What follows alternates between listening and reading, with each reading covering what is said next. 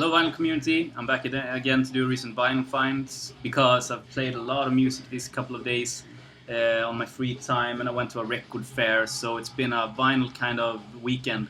And I just want to show you guys what I got because I'm really excited about this stuff. So here we go. Playing in the background is Meshuggah's Destroy Erase Improve, Nuclear Blast exclusive, limited edition, 2 LP set, heavy vinyl, thick ass gatefold.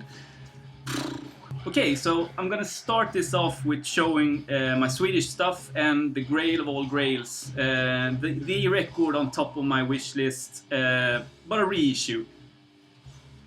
This is Kvartetten som sprängde with Kattvals from 1973. Look at that cover. This is a trio of people playing folk, prog, jazz, fusion, and it's perfect. It's goddamn perfect on the Gump label. Now, released in 1973, sold only 1,500 copies, and wasn't appreciated as much as today, back in the day.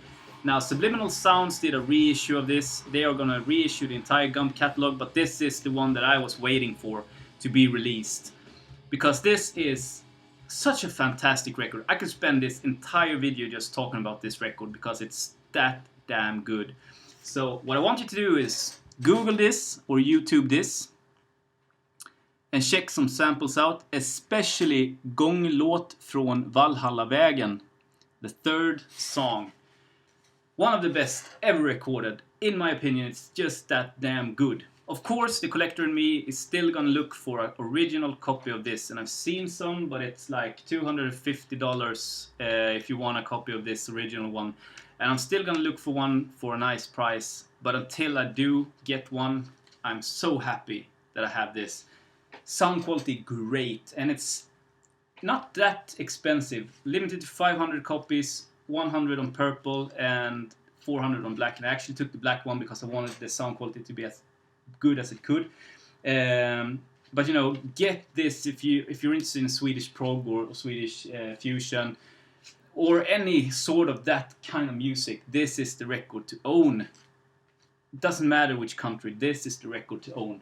You know, Chris, Derek, Prog and Jazz Man, you know, everyone, Fred, get it, Tony, you know, you will enjoy it, I promise you.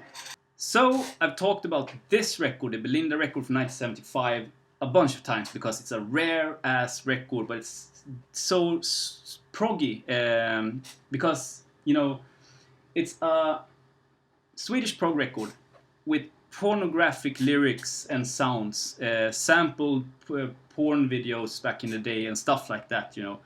And this guy, Tom Zacharias, he did this as sort of a project, so the only marketing he did for this record was through dirty magazines and stuff like that to get it, you know. The next record, 4 years after this, was this record, Vi barn, Children. So he countered the Belinda record with releasing a child's record after this. So progressive, so proggy in you know, back in the Swedish day. And just an awesome thing to do, in my opinion. The same musicians, awesome musicians, fuzz guitars, very proggy, heavy prog, but with small, adorable child songs. Really happy to have this in my prog collection because it's really it's typical Swedish prog. The last Swedish record I found on the fair was Bengt-Arne Wallin's Old Folklore in Swedish Modern, and this is a big band record from 1963 or 62 on Ducks Records. Looks like that.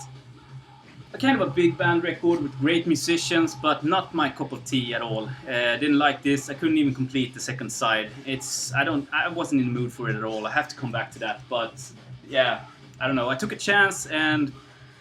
Okay, so maybe the find of the video is this one. I got some free records, or I traded some photo equipment, old photo equipment that I didn't use with a coworker. And he gave me some free records that he had lying around. And one of them was this one, Oasis Be Here Now. Their third record from 1997. gatefold, 2 LP set, original European press. And some of you may know this is kind of rare to find these days, the original one of this. So I'm so glad that I have it. You know, I would never buy it, but getting it like that for free was just amazing. I have it on CD and I love it. It's one of those, like, the first 4 Oasis albums, in my opinion, is really, really good, especially the 2 first. But this has some strong songs. So super glad.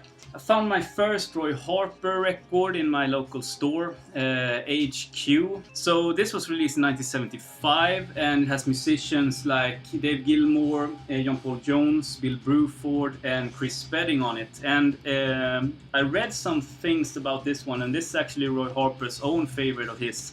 And I loved it. It was really, really good. Full prog. With great songs, especially the first one on the first side, The Game, part 1 to 5, 17-minute long song, just awesome, really good. But I'm still looking for Stormcock. That's the VC one that everyone in the VC needs because of Fort Boy 2 years ago, something like that. But it's impossible to find. One that I played a lot when I was a little bit younger was Lenny Kravitz, Mama Said, and I found this for $1 or €1. In pretty good condition, and I played it so many times so that I know it all the way through.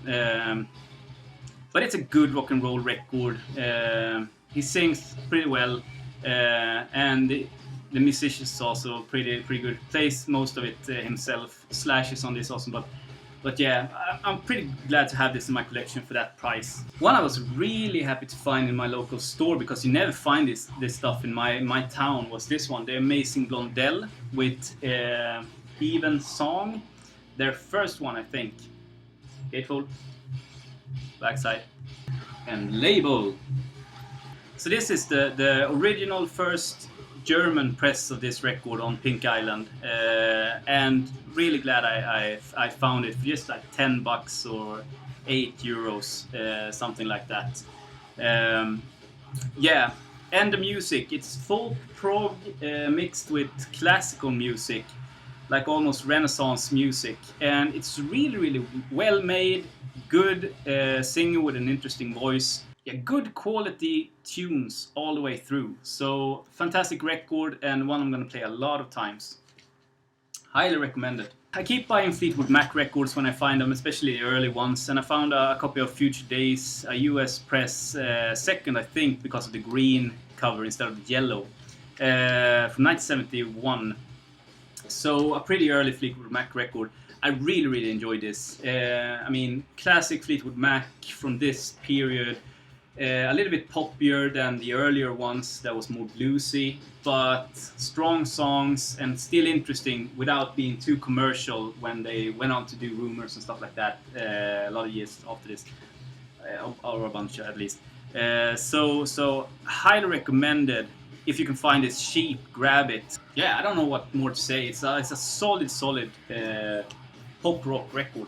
The same guy I got the Oasis record from also gave me Talking Heads Naked, and I didn't enjoy this. This is the last Talking Heads record before they broke up, and this was not my cup of tea. I'm gonna keep it because it had like 1 or 2 tunes that I thought was pretty good, but other than that, it was not my cup of tea.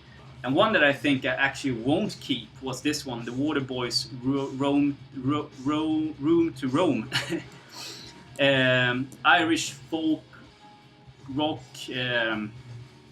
not at all my cup of tea. Did not like this at all. So I don't know what to do with it. You know, I got it from him and it's been his collection, you know, deal. So yeah. But one I was really happy to get from him was the U2 Achtung Baby. The European press without the censor, the cover that you have Adam Clayton's penis on it. Woo! And I don't know, I had this a couple of months ago, maybe a year ago. Didn't like the production on it, didn't sound good on my equipment, so I traded it or gave it to Mark, Dr. Deadwax, and he really enjoyed it. But I did some, you know, thingies on my equipment, got it to sound pretty good, and man, I'm starting to like this record really much. There's like 2-3 songs that wasn't that good, but the rest of it is was like awesome. Daniel Lenoir and Brian Eno producing this and playing on some tunes. And you can really hear that. Yes, all of you know about this record, but I didn't know about it that much until just 2 days ago when I played it all the way through on high volume, and I'm glad I did, because great record. I don't know if I said it, but there was a record fair in my town. There's 2 every year in my town. I was first in line, of course, and I found some great stuff. And one of the finds, the really great finds, was this one. This is the Allman Brothers Band's Dream, a 6 LP box set of demos, outtakes, and the best of Allman Brothers. Heavy, but in great condition. So there's a booklet with a bio and discography and some stuff about the groups and the songs. And all the record comes in with these inner sleeves with the mushroom and the songs on the back side there, or on the label. Looks really good. The box, the book, and the record was in almost mint condition. And here's the best part. I paid €5 for this mother, and this is rare, US exclusive, 1989. It's pretty rare. You have to pay a lot of money to get this today, and I got this for €5, so $8 maybe, something like that. Here's the downside of this. When you're at the record fair, you're digging as a mother, you're pulling records, you're paying, you go to the next one. Found this, super glad, paid it, looked at it, looked great, mint condition, you know, I was so happy. When I came home, of course the 4th disc is missing. Of course it's missing. You know, €5, of course the 4th one is missing. But at first I was really disappointed, because the value of this is like next to nothing now, because it's incomplete. But, you know, it's the music. I'm keeping this, and the 4th disc was music from Eat a Peach, and I already have that record, so I have the songs already. The ones I was really interested in is the first 2 with different groups, outtakes, and demos. So those were the most important ones. But, you know, just my luck to finding this for a great price, and then coming home and the 4th disc is missing. So that's all from me today. Hope you enjoyed it. Please leave comments. Thank you for all the nice comments about my mom and stuff like that in the previous one. She's doing a lot better. Hopefully she can come home to this town at the hospital this week. And she's doing better. She's a little bit sad and stuff like that, but it's pretty okay. Yeah, it's been great being home 2 days, just listening to music, really digging into the records, keeping my mind busy. So yeah, thank you so much for watching. Please comment. Bye.